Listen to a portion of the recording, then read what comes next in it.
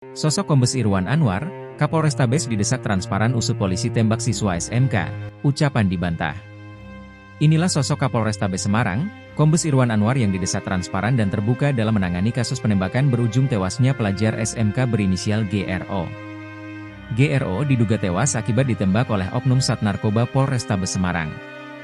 Desakan itu disampaikan Ketua Lembaga Bantuan Hukum Penyambung Titipan Rakyat, Zainal Abidin Petir. Kapolrestabes harus terbuka. Jangan ada yang ditutupi, supaya masyarakat percaya pada kinerja polisi. Jika memang ada kesalahan dari anggotanya, harus ditindak tegas. Jangan sampai fakta di lapangan dialihkan ke hal lain yang tidak sesuai, ditegasnya. Sebagai langkah lanjutan, Zainal juga mendorong pembentukan tim pencari fakta untuk mengungkap kebenaran kasus ini secara komprehensif. Ia mengungkapkan bahwa informasi sementara menunjukkan korban merupakan siswa berperilaku baik dan dikenal sebagai anggota paskibraka di sekolahnya. Zainal mengaku siap mendampingi keluarga GRO dalam proses hukumnya. Dilansir dari Suryako ID, Kombes Irwan Anwar lahir di Makassar, Sulawesi Selatan pada 17 Februari 1972.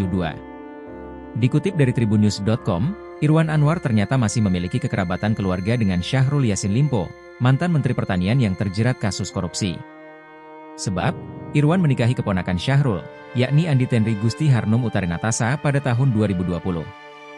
Irwan Anwar juga merupakan lulusan dari Akademi Kepolisian, Akpol, tahun 1994. Ia tercatat pernah menjabat di Reskrimum Polda Sumatera Utara, Sumut, di tahun 2020. Di tahun 2017, ia pernah menjadi Kapolrestabes Makassar, Kasubdit I Direktorat Tindak Pidana Siber Bareskrim Polri, dan di Reskrimum Polda NTB.